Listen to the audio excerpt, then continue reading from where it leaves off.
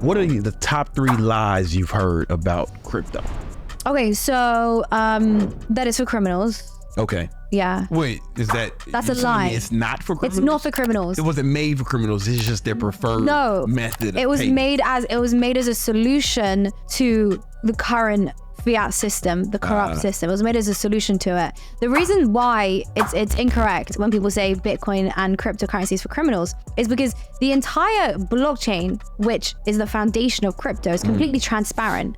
So it's really bad if you want to do something criminal or illegal. It's really bad to use crypto because they can track your entire thing. And now they have even more technology. And trust me, I know. Like, I've seen this.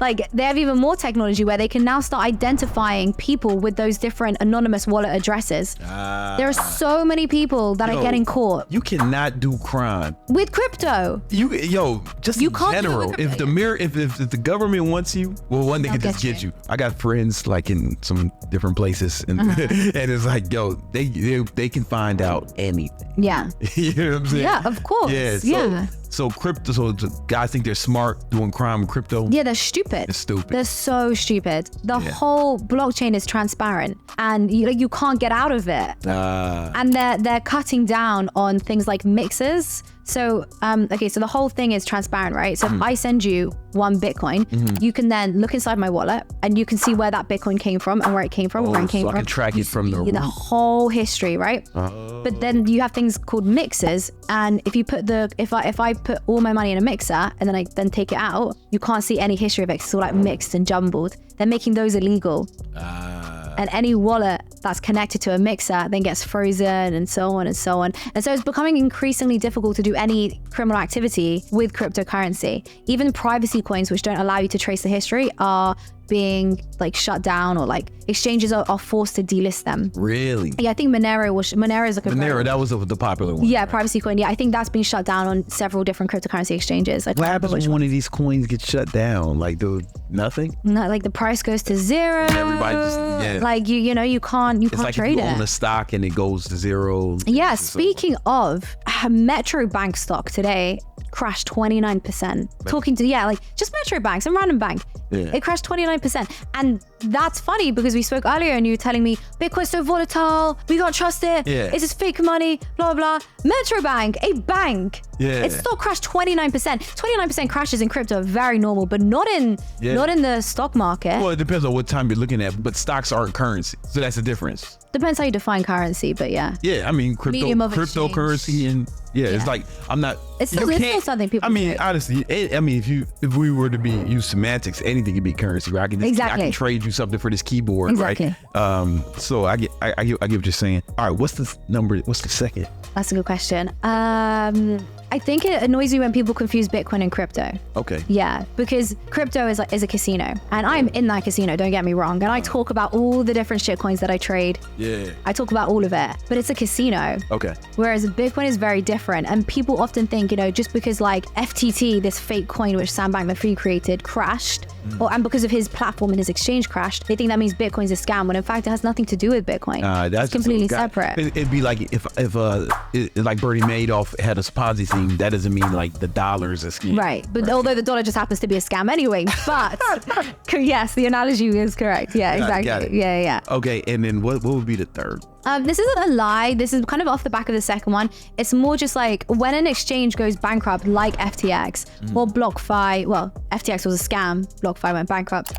My issue there is people, again, they often think like Bitcoin's the scam. Bitcoin's dangerous, when in fact people just aren't educated on how to take self-custody and how to store their Bitcoin correctly offline with correct security practices. They don't understand how to secure their private keys, their seed phrase. Don't write it down on a piece of paper, engrave it on a metal sheet so that it doesn't get ruined. They don't understand all these things. So that's something which I talk about and wish people sort of understood more. Okay. No, and that's kind of stuff you teach people. Yeah. About.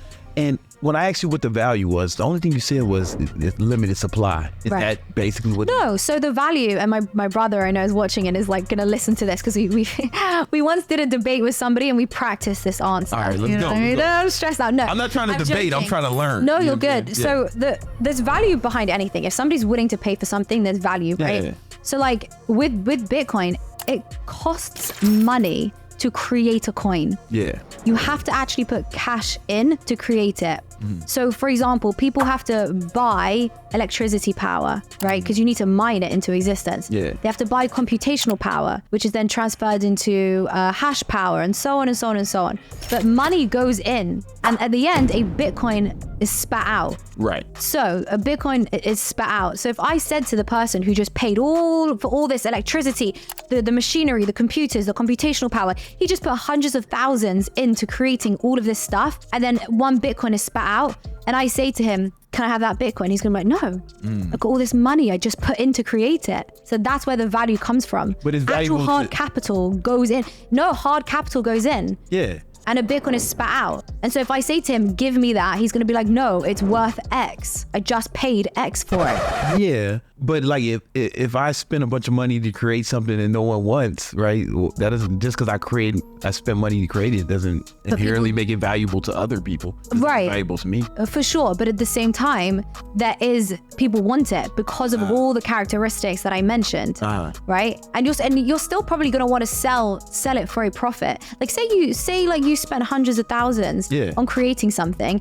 You may not break even. You might be selling it at a loss, but you're gonna get some money for that. You're not just gonna give it away. You spent hundreds of thousands creating it. You might even give it away for $2. Yeah. But you gave it away for something, and of course the market decides the value. Right. But there's value to it because you put hard capital down, and you refuse to sell it for free. I think what even at a loss. Or maybe what's confusing me is when you say somebody spent money to make it, and you want to sell it for a profit.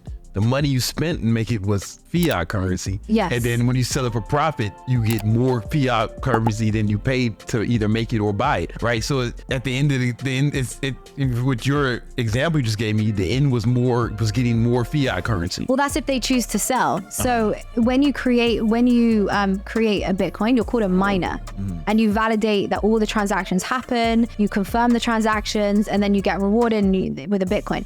Miners don't always want to sell. They don't want to sell, but at the same time, they have to sell because they have electricity bills to pay for. Yeah. So that creates a market because they have to sell. They have to sell. They have to pay electricity bills. They don't sell all of it, and they don't necessarily sell it at a profit either. Like when they first started running the Bitcoin network, I don't know how much it cost them, but they didn't necessarily sell it for a profit. And you could even sell it back then anyway. You just keep mining it and creating it into existence. Yeah, I know it's a lot. No, I understand what you're saying. Like for example, I hope I give this example right. Like, say you have an iPhone, and you spend like $1,000 on it, and I'm like, can I have it for free? You're like, no, and I'm like, well, why? Well, because you spent $1,000 on it, and I can use the iPhone for something, even like this utility. For sure. Now, if that iPhone was dead, right? I say to you, can I have it for free? You're gonna say no. You know why? Because Apple will take it and they'll give you money for it because they want the pieces. Right. You can get money somewhere.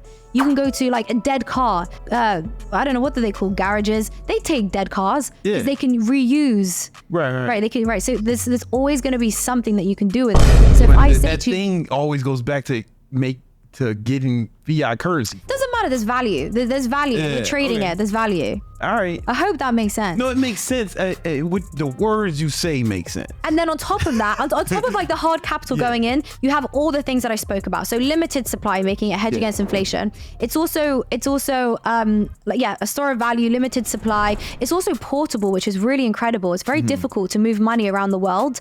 Try moving gold around the world. You literally cannot do that. It's so difficult.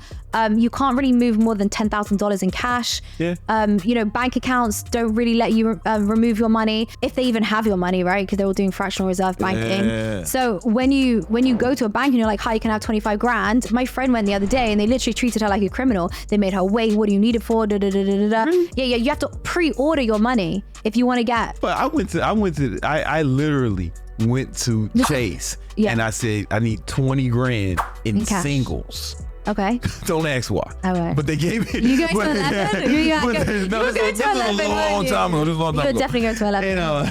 I haven't been to 11 since you took the ones. Time, you know what I'm saying? But no. This was like in 2018. I have a picture. You know that picture I have with the fucking me with all the bills? It was to shoot an ad. Oh. I was shooting an ad, so I just needed to fucking stack some money. And then I'll put some hundreds on top of it to make it look like fucking hundreds of thousands of dollars. But it was, but they just gave it to me. Oh, that's good. Well, this was in England. Oh. But even here, I'm sure there's a limit. If you ask for 200 grand in cash from the bank, you go on money, you're gonna have a very difficult time getting 200 grand in cash today. Probably, yeah. What if you got to get out of here? So number one, you don't have the right to own money. You can't remove it. Number two, you can't flee or go anywhere or travel with 200 grand in cash. Like I have cash. I am not traveling from state to state with cash. Like I will with like a couple grand, that's it. I'm not traveling state to state with any more than that. Watches are good because obviously you can travel, you know, you can wear a watch worth 100 grand and then you can obviously move value across the world. Sorry, how much is yours? Oh, it depends on you. What is that one again? Is it a Patek? Richard Mille. Richard Mille. How much is it? Depends on who you are. You know, whatever how much the market is this one today? If you go on Chrono 24, it's about 180,000. Okay, yeah. So you can move 180,000, right? By wearing a watch. You can get a girlfriend to wear another watch. You can maybe put, you know, one watch in your case, and now you've got just under like you got maybe like $500,000 on you, right? I'm sure you might want to move more than $500,000. You can't be traveling with like 10 watches in your case. TSA are gonna open it and be like, you're moving too much value. No, like why would I ever have to do that? Because one day you may not like the way the United States is running anymore. You may not like how things are going, and you might want to get up and go before it gets any worse. I'll give you an example, okay? And I always use this example. I actually have a book called Undressing Bitcoin.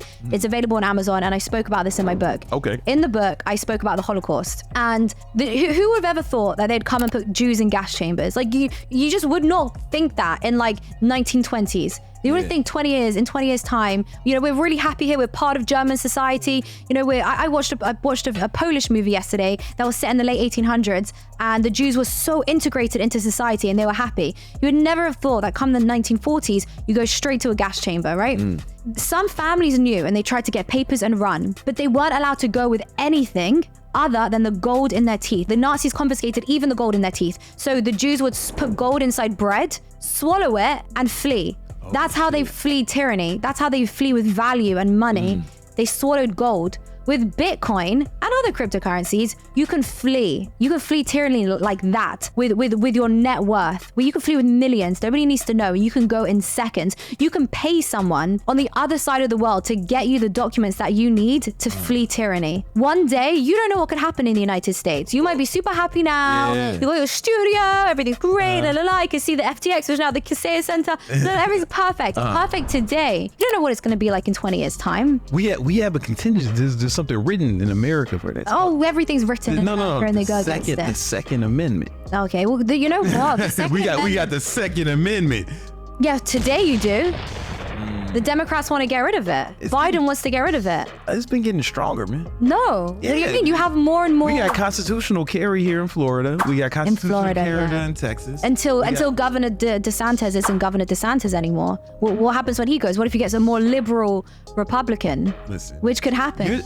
All this stuff could happen. And you have to be prepared. Yeah. You have to be prepared. Like I took what happened with really seriously. Because I was in the UK, I was in Europe, and I saw how they locked us all down and how they didn't let people work. They didn't let them see their families. They did force them to take a foreign substance, which I think is really immoral and quite Holocaust-like. I'm with you on that. I'm with you on that. And so I saw that, and I'm so grateful that I saw that at such a young age, because it means that I'm not living in the clouds. And one day I turn like 40 and I'm like married to a man who's not got a clue and he can't come and save me. 40's not that old, you know. It's like some people say it's like still kind of young. Anyway, good.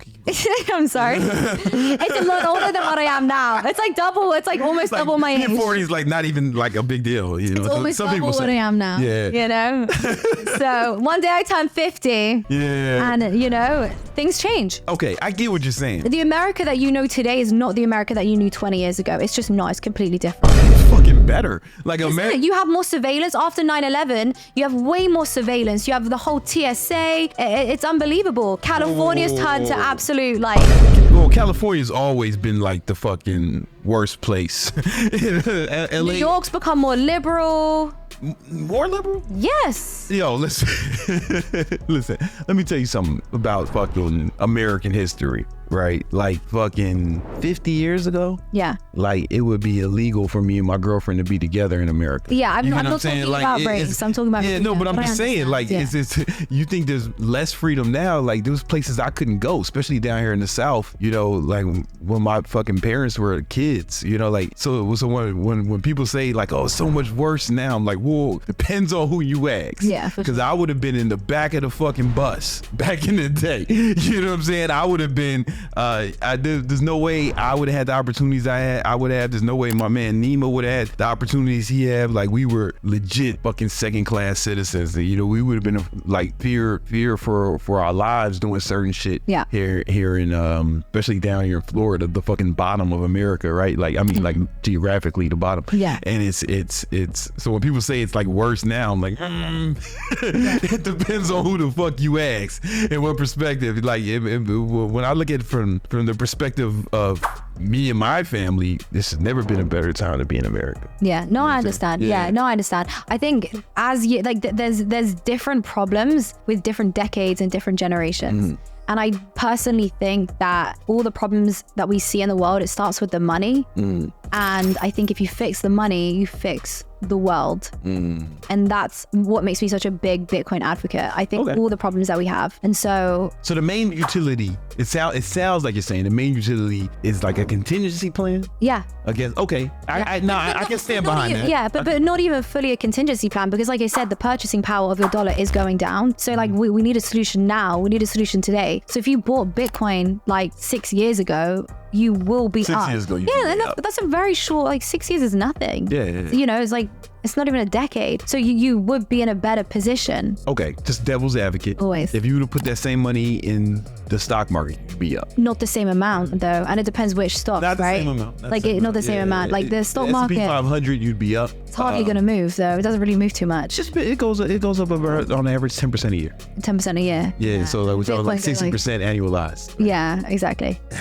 So like Bitcoin's up like Bitcoin was way up. Yeah. But that is gonna stop though, right? You can't. You don't think it's gonna keep that kind of rise? It's gonna level out at some point. Right. Hopefully, it's like less volatile. Well, exactly that. Yeah. So that takes us to the point of like, well, maybe it could become a medium of exchange, a natural currency, because yes, it will become less volatile.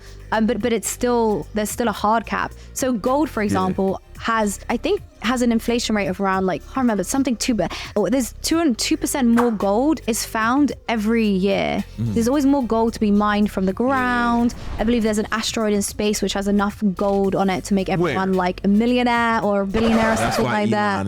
That's why he's going to space. Yeah, trying to get up the gold. He's smart man, smart guy. Okay. Well, yeah. So you're. So I'm saying even gold doesn't have a hard cap limit, and yet it's still a hedge against inflation, a store of value. The same will be true for Bitcoin. It's an interesting theory. Yeah. No, I mean, I hope you're right. I am. That would be cool. Do you still own any? Do I still own any? No. You should. Bitcoin under 30K is a steal. I'm telling you, we have a bull market coming in the next like year and a half, 2 years. So I can see that. I mean, I think there's gonna be super volatile for a while. If the volatility ever stabilizes, you want volatility though. You want volatility if you're trading, but not for what you're talking about. Yeah, but for now, it's great. Yeah, I mean, because I definitely traded it. And I told you, I bought it at 19 and sold it at like 60 something. That's a great trade. A lot of money. Yeah, that's amazing. I think How do you feel? Do you feel like we agreed on stuff? I feel like we both agree that as long as it's, okay, here's what it is. I think as long as it stays this volatile, you should just trade it, get in and get out, right? You say you should hold indefinitely. I say you should hold, you're going to hold when or if it stabilizes. So I think you should buy low in a bear market like nowish, sell high, realize those profits, and then when the market crashes, go back in. And then just keep doing that until it starts to like level. What I had a different strategy. I bought low, sold high, and then used that money for goods and services. Yeah, that's also, you reinvested it back into yourself. Yeah, okay. It's a win-win. All right.